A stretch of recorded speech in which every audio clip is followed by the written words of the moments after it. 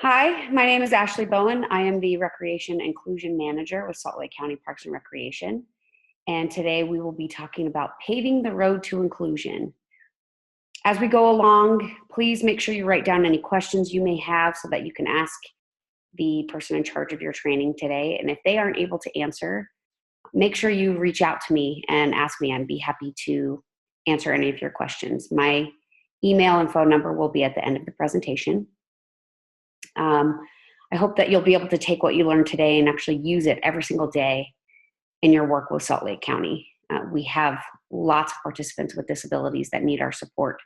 So hopefully this training will help you become a little more comfortable with providing those services to our patrons with disabilities.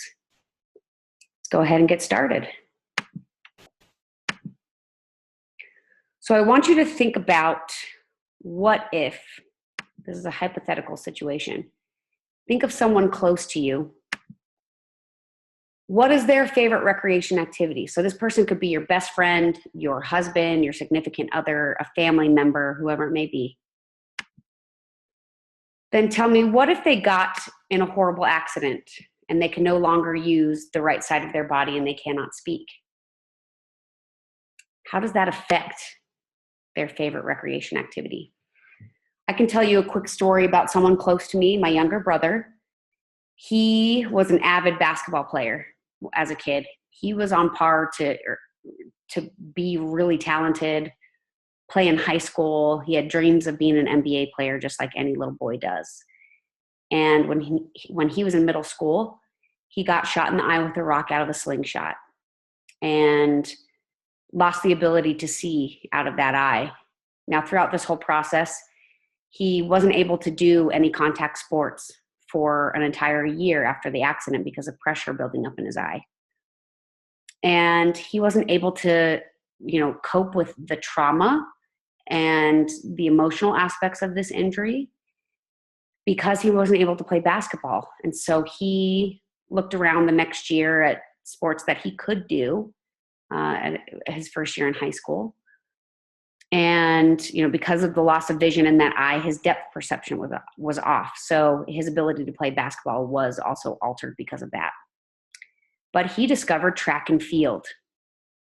And he was able to participate in track and field and be a part of a sports team again. That was a big thing for him until he was able to play basketball again. Now he's adapted pretty well.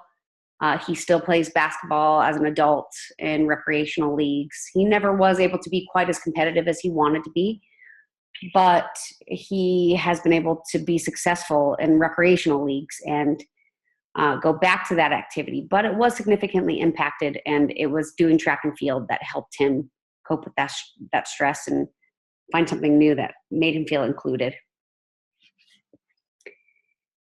If you have a moment right now, I recommend that you pause this presentation so that you can discuss the experiences you may have been thinking about, the people you may have been thinking about, and how their favorite recreation activity would be affected. If you don't want to take those moments to discuss, we'll go ahead and move on to the next slide. Salt Lake County has had an inclusion statement on all flyers, publications, and websites since 2013 when I started. Essentially, this statement talks about how we follow Title II of the Americans with Disabilities Act of 1990, and we do not discriminate against people with disabilities on their basis of disability in our services, programs, or activities. We ask that patrons submit their requests at least 72 hours prior to their needs. We're actually changing that to 48 hours. That will happen eventually, but even if someone requests an accommodation the day of, or if we recognize a patron needs support services the first day of their participation in the program, we really do want to try our best to provide those services on the spot if we can. But patrons do have the opportunity to reach out to me if they would like to request an accommodation. And having this inclusion statement in all publications helps our participants know that there's an inclusion option out there.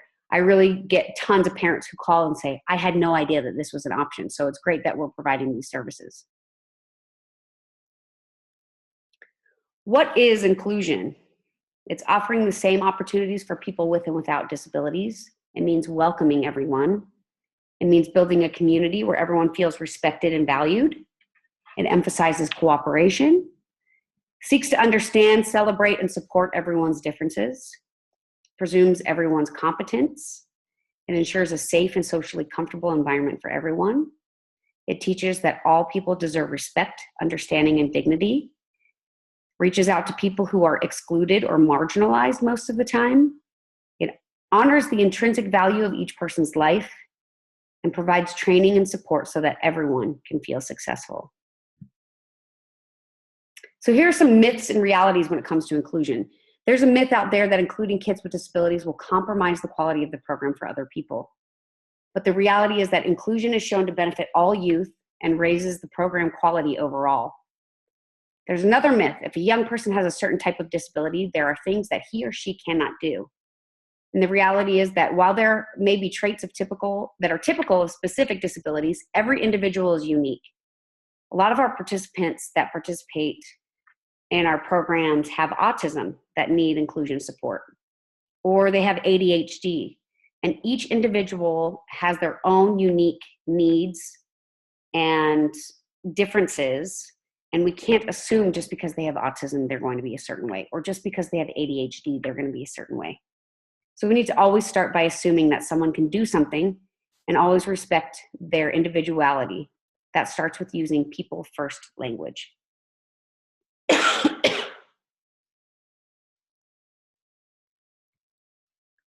Benefits of inclusion. It reduces stereotypes. It develops a community atmosphere, increases self-esteem, social interaction, and sense of accomplishment.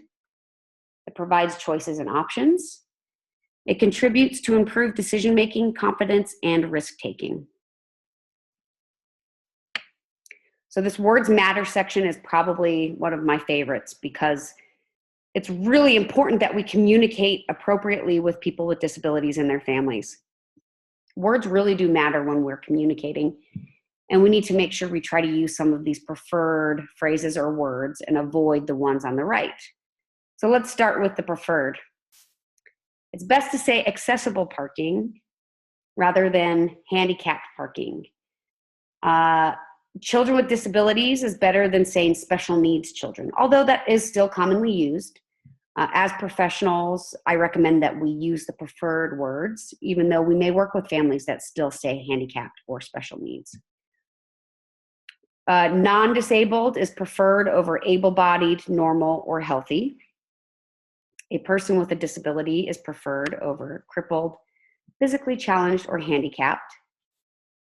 Intellectual disability is definitely preferred over mental retardation. Mental retardation was taken out of federal legislation years ago because the word retard has become something with a negative connotation, meaning somebody is stupid. And people with intellectual disabilities are not stupid.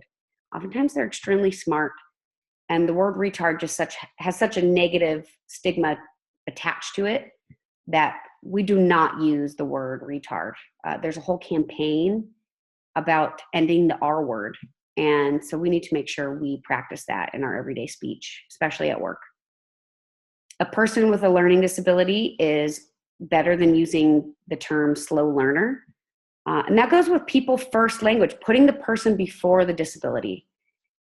Person with multiple sclerosis is better than someone who suffers from MS. People with disabilities aren't always suffering, and that's a common thing that's said. Someone suffers from autism or they suffer from spina bifida. Individuals with disabilities shouldn't be termed that they're suffering. Person who uses a wheelchair, rather than saying they're wheelchair bound or confined to a wheelchair, wheelchairs are actually very freeing and allows independence for these individuals. Avoid saying stroke victim, and the preferred version is stroke survivor or had a stroke. And then obviously the last one, person with dyslexia, is preferred over dyslexic. Same with autism. Try to avoid saying the autistic kid. You can say Johnny who has autism, or just use Johnny. You don't always have to explain their disability when you're talking about them. Okay, so we're going to talk about some common disabilities you will encounter in an inclusion setting. We're going to cover developmental disabilities, intellectual disabilities, attention deficit hyperactivity disorder, emotional disorders, and physical disabilities. Autism, the cause is unknown and the diagnosis is made by a doctor. We are not qualified to diagnose individuals with autism. But some characteristics may include communication problems, for example, using and understanding verbal and nonverbal language, difficulty relating to people, objects, and events, unusual play with toys and other objects, difficulty with change in routine and familiar surroundings, and possibly repetitive body movements or behavior patterns. We need to remember that everyone with autism is extremely different. So keep that in mind as you're working with people.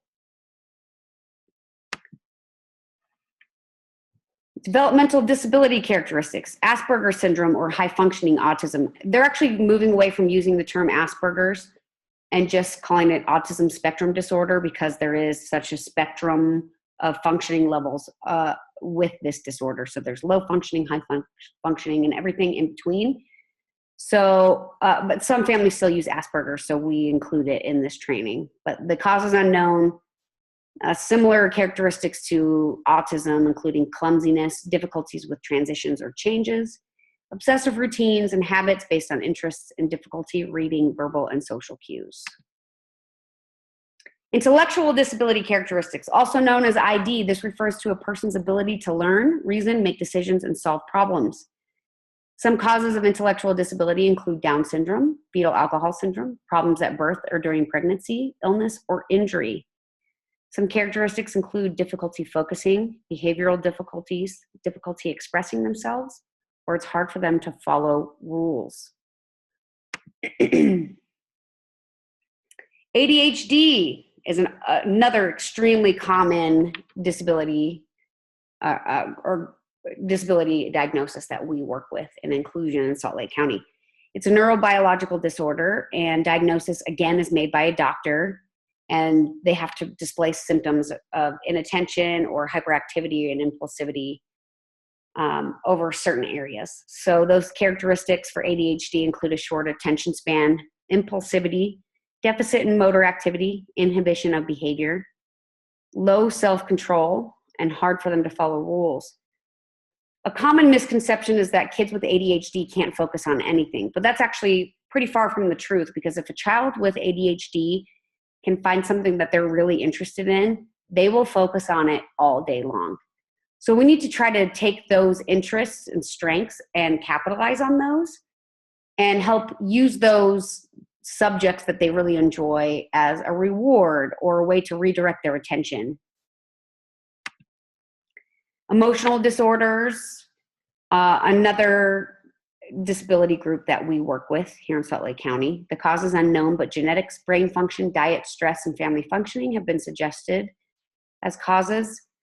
Some characteristics very similar to ADHD would be hyperactivity, aggression or self-injurious behavior, withdrawal or failure to initiate interaction with others, and immaturity for their age, and learning difficulties. Some physical disabilities that we may encounter while working with patrons in Salt Lake County include cerebral palsy, muscular dystrophy, multiple sclerosis, spina bifida, and spinal cord injury.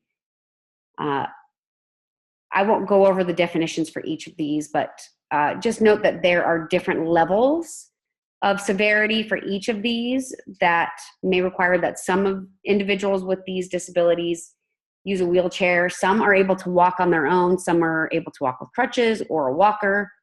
And sometimes it'll depend from day to day, especially with something like multiple sclerosis. If someone's having a hard time that day, they may need a wheelchair, and then other days they may not.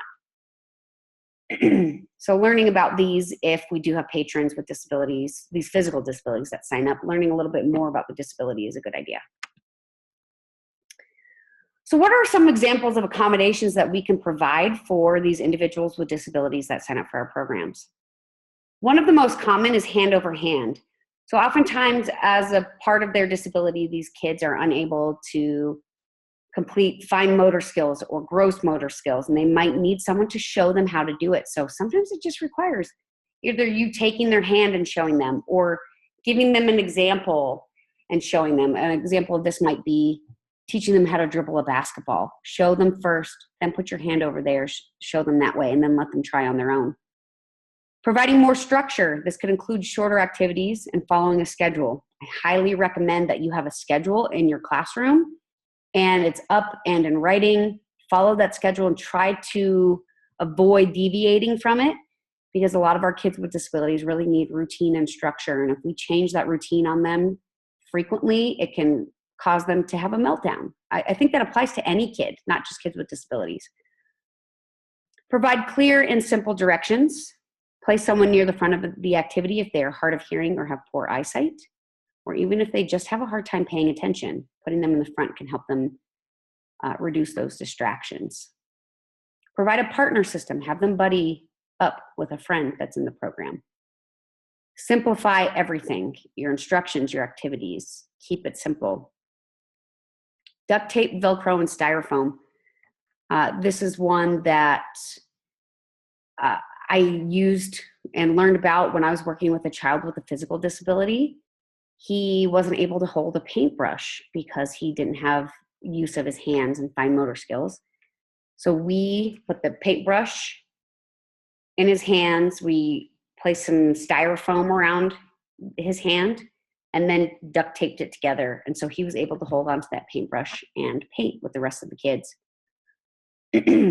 Split up any large groups that you may have, create smaller groups. And then if you have any participants that have any cultural needs, making sure you black out the windows for those needs. And I just include that just because I've had participants in the past who are female and they can't show skin in front of males, but they want to participate in our exercise activities. So we were able to black out the windows of the gym and allow them to participate. And then having a chill area for participants to relax is a great idea. It worked really well. That could be someone's office, or it could just be a beanbag in the corner of the room with some sensory toys. So setting up a chill area in your classrooms or your centers would be really great. I want to talk a little bit about behavior safety and de-escalation. This is a triangle that's pretty similar to Maslow's hierarchy of needs, if you're familiar with that. But essentially, the bottom of the triangle shows essential needs. And as you move up the triangle, it has needs that can only be met once you meet the needs below them, essentially. So we start with physiological, that includes breathing, food, water, sex, sleep, homeostasis. We need to make sure we're allowing the physiological needs to be met in our centers. We shouldn't be withholding food or water from anybody. The next level is safety, so making sure that people feel secure. The next is love and belonging, and this includes friendship and family. Obviously, sexual intimacy is not a huge issue with our school-age children, but if we have any older kids, some of our adaptive programs have teenagers and young adults, then sexual issues do arise. So we need to make sure we're ready to address those. Esteem comes next, where self-esteem is built, confidence, achievement, respect of others, respect by others. And then ultimately we want our participants to meet self-actualization, where they can be spontaneous and problem solve and be accepting.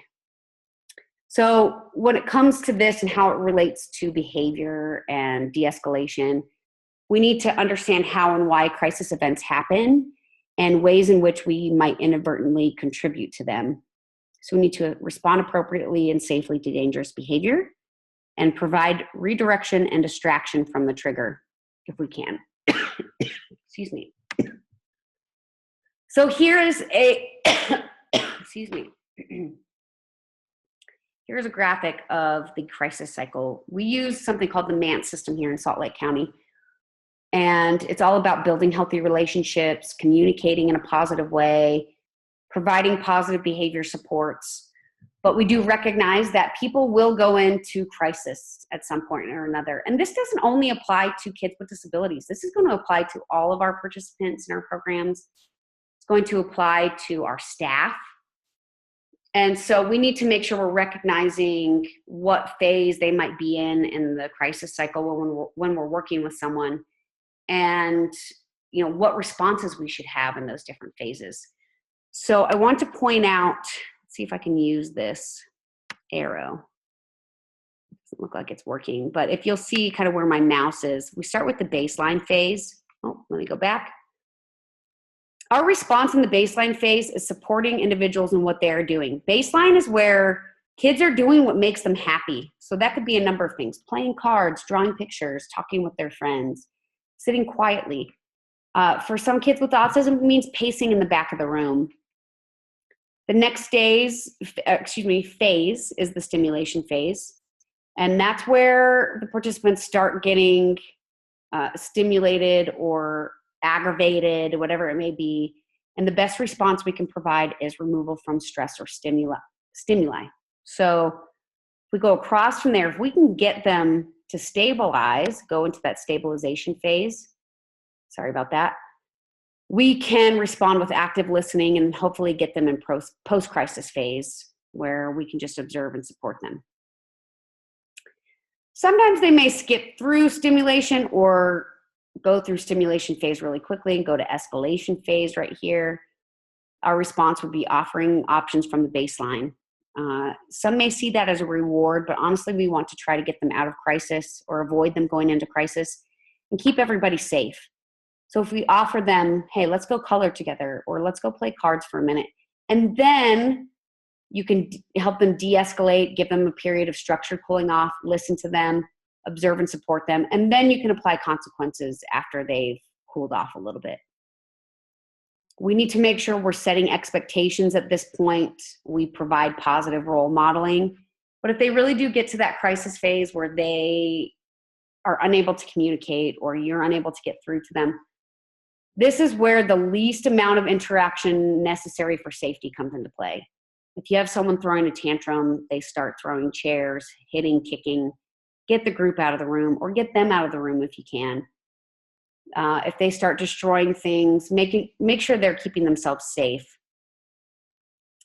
Just so you know, with the MANT system that we use in Salt Lake County, only the people who are trained in using the safety holds may use those.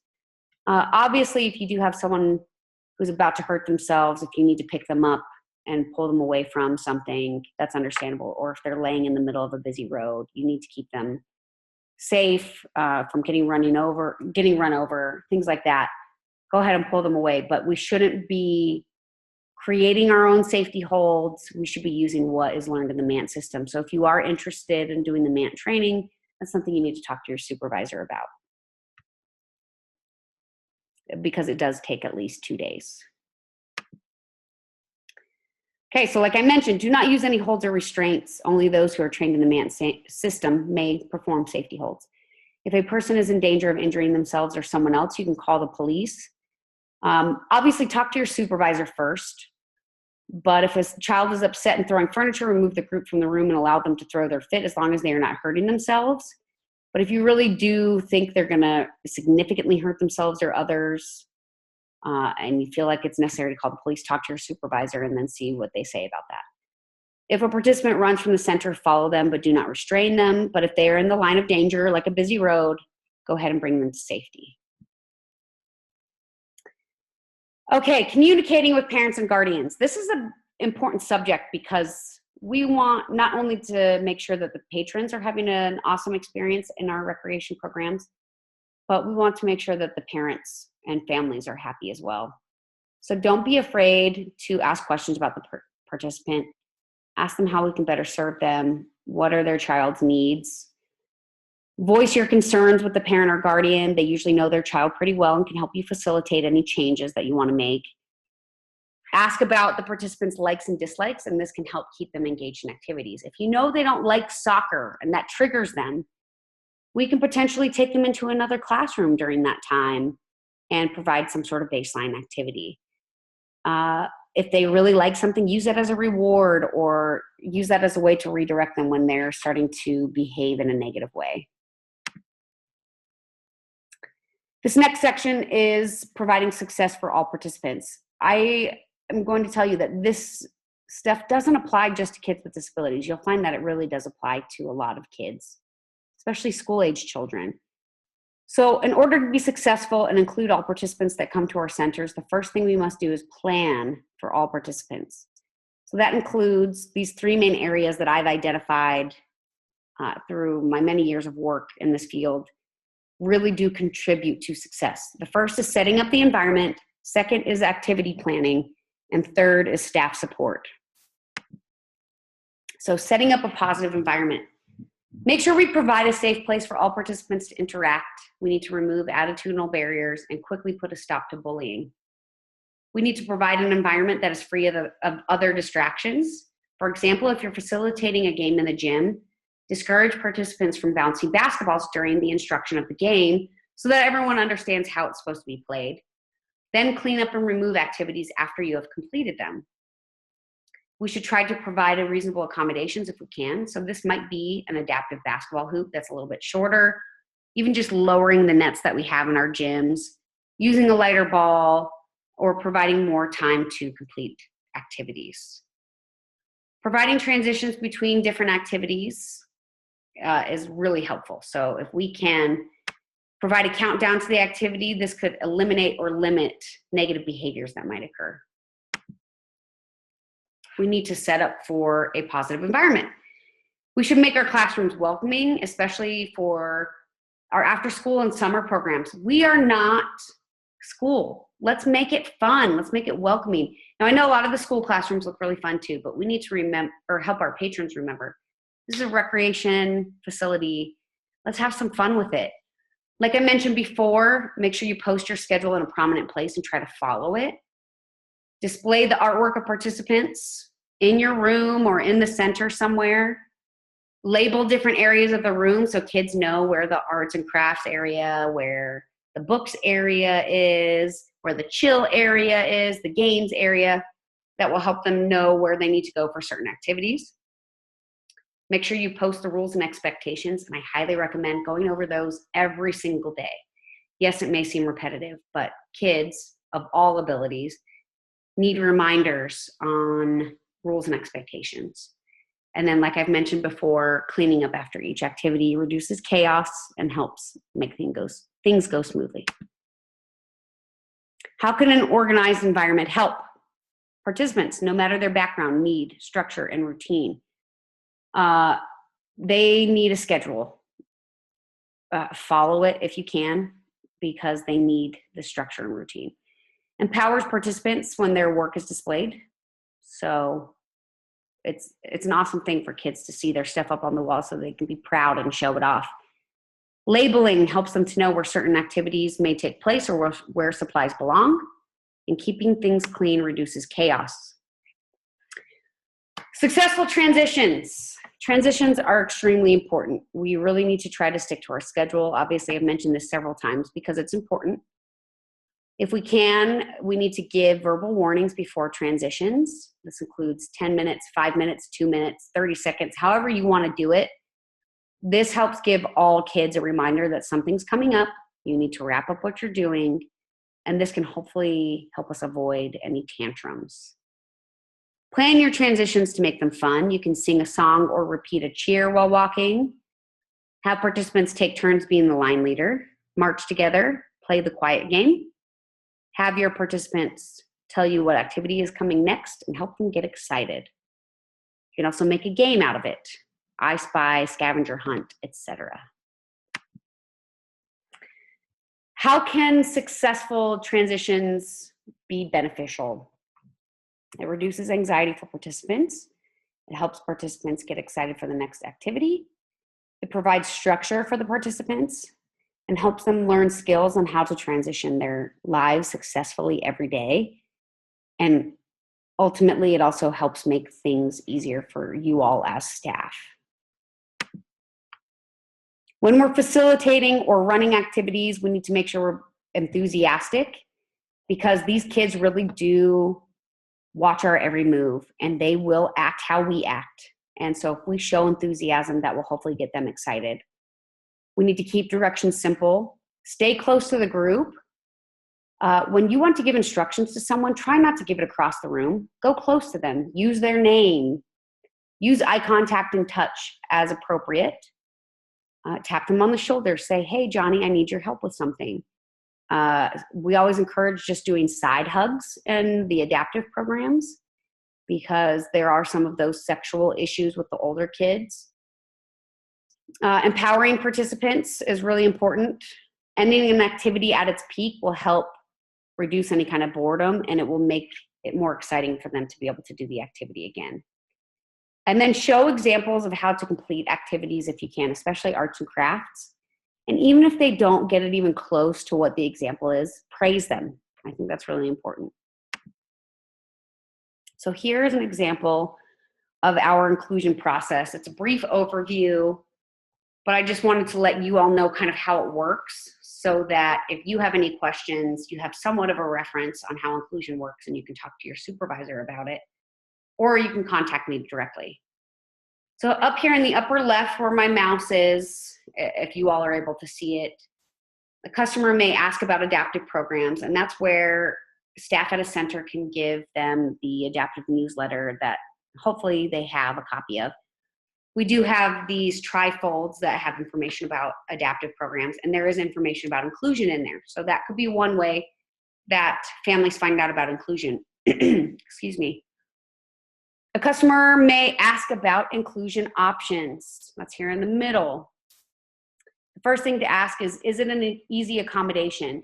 Maybe they just need to stand near the front of a fitness class, or they need a little extra time to finish tasks in a program.